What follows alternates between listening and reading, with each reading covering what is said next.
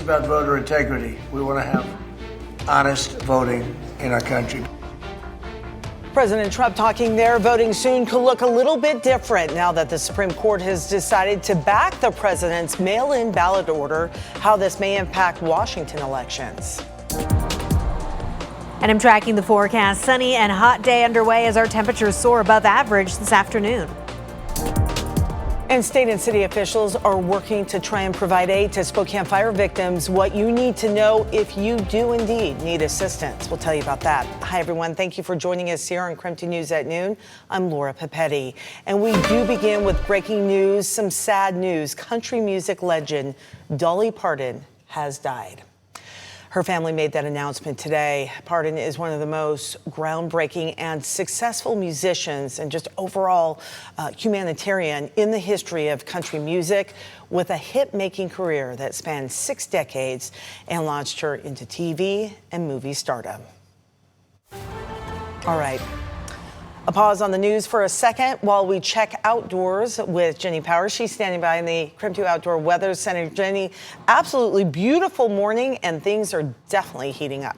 Oh, yeah, they are, Laura, here, and we are talking well above average temperatures in just a few hours from now. I've stepped out here to the Outdoor Weather Center, and you can feel the heat. The sun is shining, skies are clear and blue, and right now we are sitting at 81 degrees with still room to climb later on for the day today. Winds are also light, really region-wide here. We're talking 84 degrees is the current temperature over in Coeur d'Alene. We've got some low 80s up north to Sandpoint, Idaho, and some mid to upper 80s out toward the central part of the state for Moses Lake, Ritzville, and a little bit further south to Othello. So if you are headed out the door soon, make sure that you're staying hydrated. What we have been seeing when it comes to improvements is our air quality, particularly across eastern Washington and North Idaho. We've been back and forth between the good and moderate range, but now because of fires that continue to burn out toward central Washington, we are dealing with some pockets of unhealthy air quality out toward Wenatchee specifically. Over the next 12 hours, you can see those temperatures peaking here later on this afternoon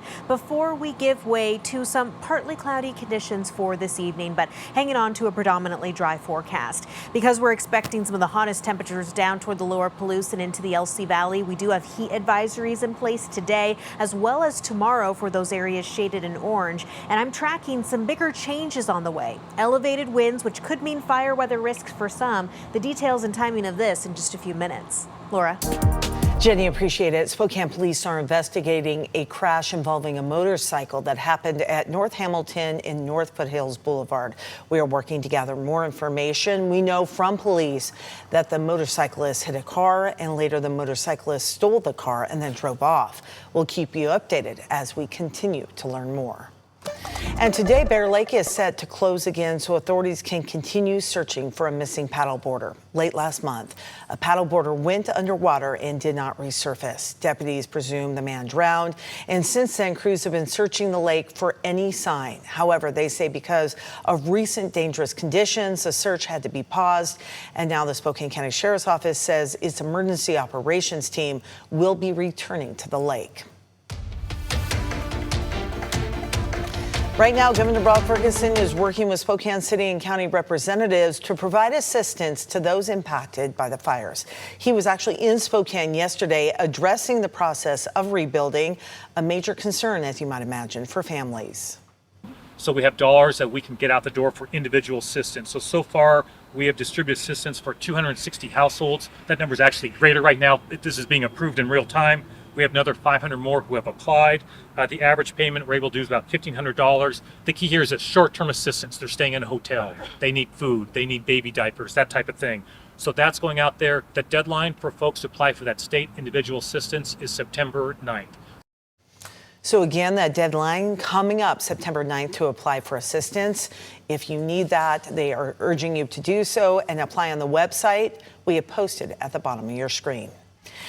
Looking ahead to tomorrow, the Spokane City Council is working to get some relief for wildfire victims, and they are expected to consider several wildfire recovery items on the agenda this week. So that does include an emergency ordinance that would drop the price of demolition fees and a policy allowing accessory dwelling units on properties without a primary home. So really what that means is people could live in a small structure on their own property while working to rebuild.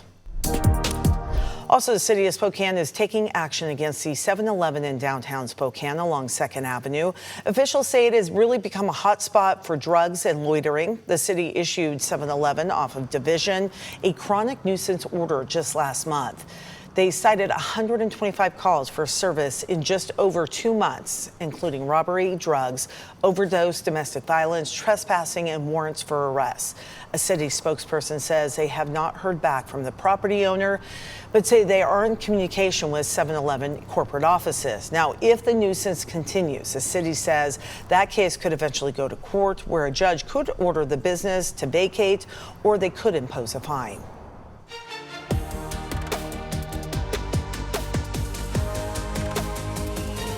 Well, we are working this month to raise money to prepare kids for the beginning of the school year with our KREM Cares Tools to Schools campaign. And we've been working with some local companies like Northwest Registered Agent to provide backpacks and gift cards to students and families. They underwrote the cost of hundreds of backpacks, and today we delivered those backpacks to Flat Middle School along with Balboa and Linwood Elementary schools. Yesterday we delivered to 2 other schools.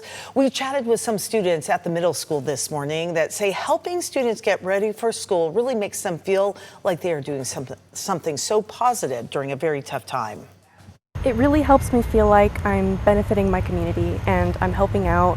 And even though some people don't get to go back to their houses, unfortunately, it's nice knowing that hopefully it can make people's day a little bit better, for them to feel more comfortable and happy in a place like Flat. Well, Tools to Schools is an ongoing campaign at KREM 2, and with our partners at Office Depot and Communities in Schools. By the way, you can still make donations for all kids that need it. We have so many kids that need support at any Spokane area Office Depot location.